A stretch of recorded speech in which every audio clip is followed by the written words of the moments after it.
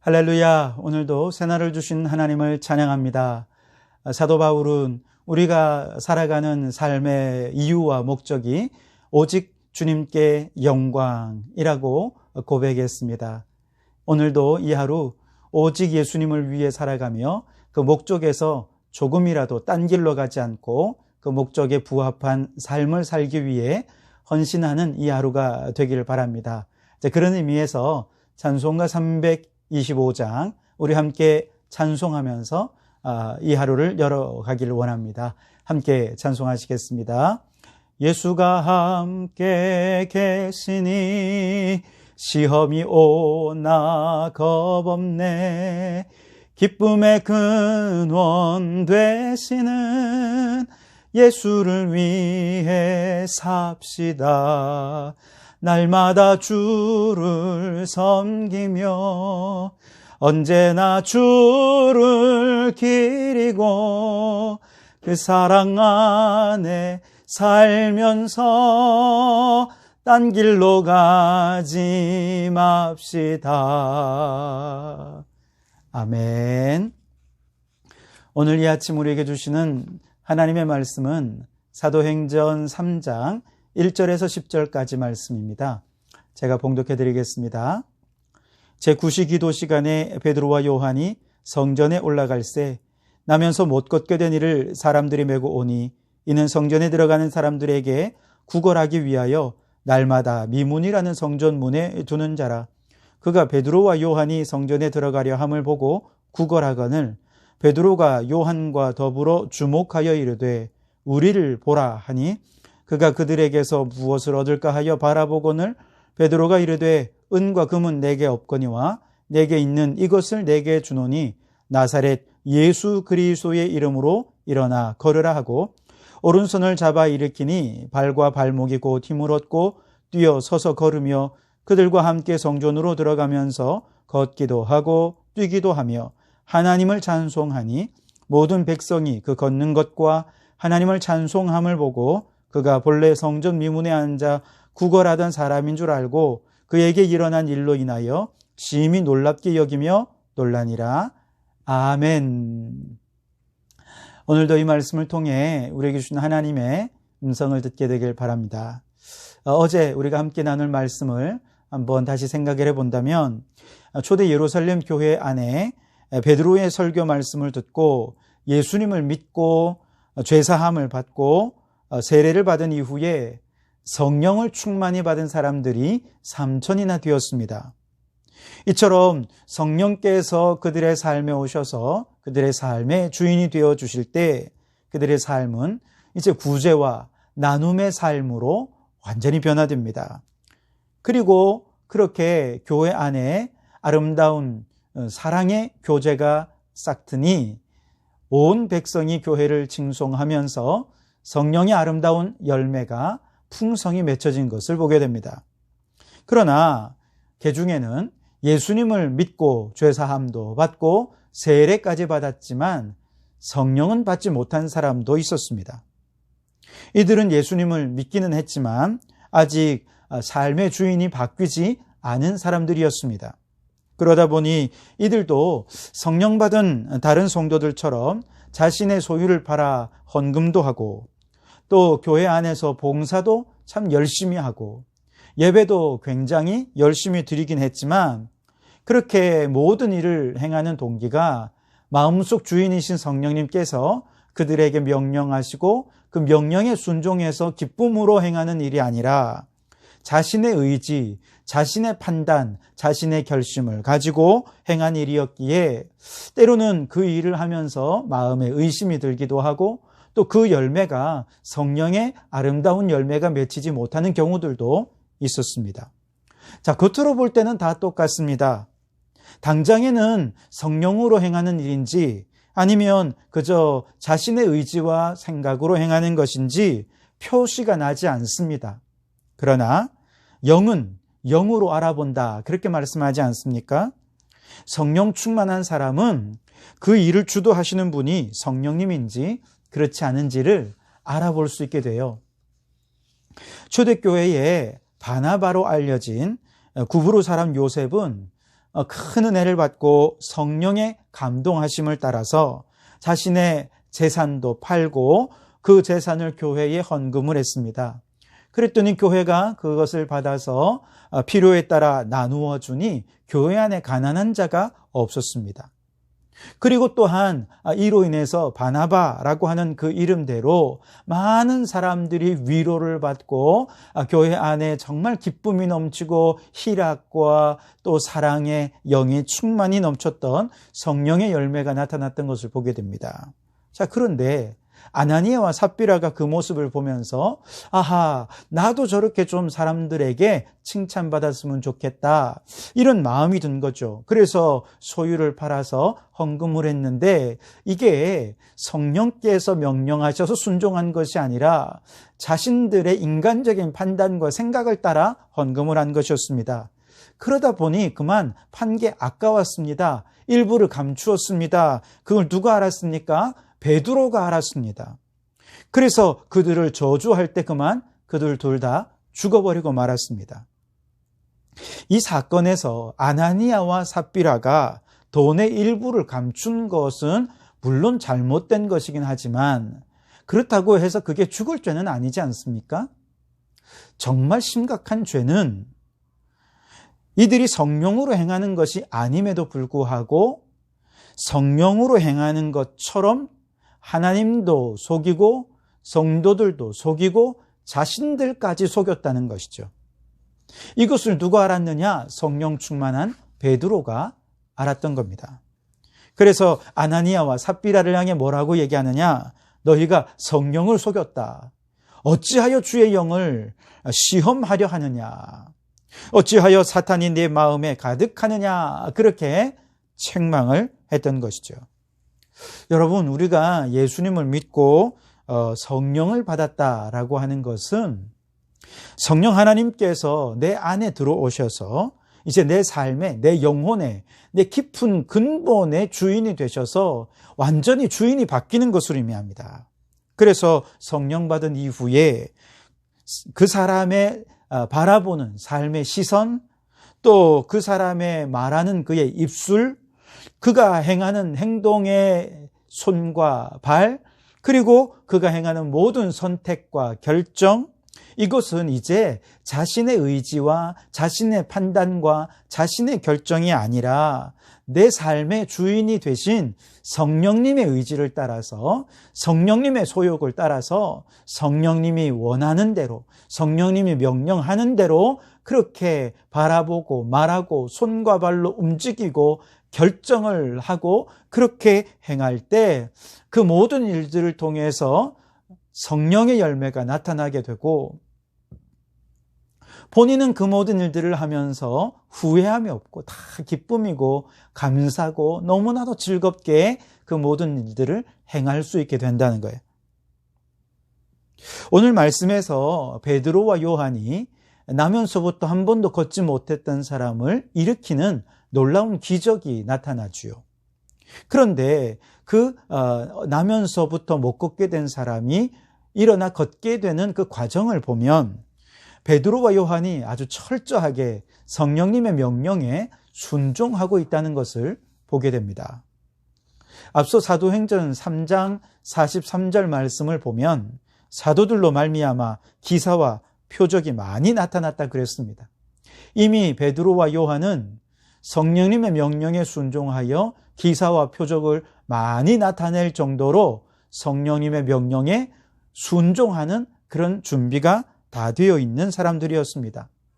그리고 이제 그들이 제9시에 성전에 올라갔다라고 말할 때 이 역시도 유대인들이 기도하는 시간이 되었으니까 다른 유대인들처럼 그냥 습관을 따라서 기도하러 갔다, 이것이 아니라 성령님께서 그곳으로 올라가도록 하신 거예요. 단순히 기도가 아니라 어떻게 하면 주님의 복음이 더 많은 사람들에게 전해줄 수 있을까, 이것을 고민하면서 성령님께서 이제 베드로와 요한을 성전으로 기도하러 올려 보내셨던 것이죠. 그리고 베드로 요한은 성령님의 명령에 순종해서 간 것입니다. 그냥 기도 시간이 되어서 간 것이 아니라 성령께서 가라 그래서 간 거예요. 바로 그처럼 성령 충만한 상태에서 이제 올라가면서 4절에 보니까 더불어 주목했다 그렇게 얘기합니다. 나면서부터 걷지 못하던 자가 성전 미문에 앉아 있는 것을 보면서 베드로와 요한이 동시에 성령의 감동을 받은 것이죠. 성령께서 그를 주목하라고 명령을 받았습니다. 그래서 누가 뭘 할 것도 없이 둘 다 더불어 주목했다 그렇게 얘기한 것이죠. 여기도 성령의 명령에 순종하는 베드로와 요한의 모습을 보게 됩니다. 그리고 역시 4절에서 이제 베드로가 그 나면서부터 걷지 못하는 자를 향해 우리를 보라 이렇게 이야기를 합니다. 즉 베드로와 요한이 그를 향해서 주목하여 볼 때 이미 그들 마음속에 어떤 확신이 있었냐면 성령님께서 지금 우리를 통해서 이 사람에게 큰 일들을 행하시려나 보다라고 하는 확신이 있었던 것이죠. 그 확신을 가지고 우리를 보라라고 아주 확신을 가지고 이야기할 수 있었던 것도 성령께서 그들 마음속에 명령하셨고 확신을 주셨기 때문에 가능한 일이었습니다. 이어서 베드로가 담대하게 선포하지요. 은과 금은 내게 없거니와 내게 있는 이것을 내게 주노니 나사렛 예수 그리스도 이름으로 일어나 걸어라. 베드로가 지금 이 사람을 성령님께서 걷게 하실 거라는 확신을 가지고 그에게 일어나 걸으라고 아주 담대하게 선포합니다. 이런 확신이 없으면 이런 선포는 정말 어렵겠죠. 불가능한 일입니다. 그리고 더 중요한 것은 이때 나사렛 예수 그리스도 이름으로 일어나 걸으라고 명령을 했다는 것입니다. 이 말은 무슨 말입니까? 이름이라는 뜻은 권세, 능력 이런 의미이거든요. 그러니까 베드로는 지금 뭐라고 고백하고 있는 것입니까? 이것은 내 능력이 아닙니다. 이것은 내 지혜도 내 힘도 아니고 이 사람을 일어나 걷게 하는 것은 오직 내 삶의 주인 되시고 오늘 성령님과 함께 동행하여서 우리의 삶을 움직이시는 내 안에 계신 예수 그리스도 그분이 권세가 있고 그분의 능력으로 지금 명령하는 것입니다. 그분이 일하시는 것입니다. 라고 이야기하고 있는 것이죠. 그래서 이 기적의 주인공은 누구냐? 베드로도 아니고 요한도 아니고 오직 예수 그리스도이십니다. 그리고 주님께로부터 파송을 받은 성령님이십니다. 여러분, 이 예수 이름으로 이 명령을 선포하게 하신 분이 누구십니까? 성령 하나님이십니다. 자, 이렇게 베드로가 예수 이름으로 선포한 이후에 또 중요한 사실은 이렇게 선포된 말씀이 나면서부터 걷지 못했던 이 사람의 심령을 뚫고 들어가서 그 안에 믿음의 역사로 나타나지 못한다면 이 기적은 일어날 수 없겠죠. 그런데 놀랍게도 베드로가 선포하였을 때 선포된 말씀이 그 사람의 영혼 깊은 곳을 침투하여 뚫고 들어가서 믿음으로 그 말씀을 받은 것입니다. 여러분 놀랍지 않습니까? 이 믿음은 누가 주신 것입니까? 성령님이 주신 것입니다. 그 받은 말씀이 마음 깊은 곳에 뿌리 내리는 것도 순식간에 일어났습니다. 그래서 그 믿음이 확신이 되었습니다. 그리고 그 말씀에 순종해서 그가 이제 일어나게 된 것이죠. 7절과 8절에 오른손을 잡아 일으키니 발과 발목이 곧 힘을 얻고 뛰어 서서 걸으며 그들과 함께 성전으로 들어가면서 걷기도 하고 뛰기도 하며 하나님을 찬송했다. 그렇게 말씀하십니다. 전적인 성령의 역사죠.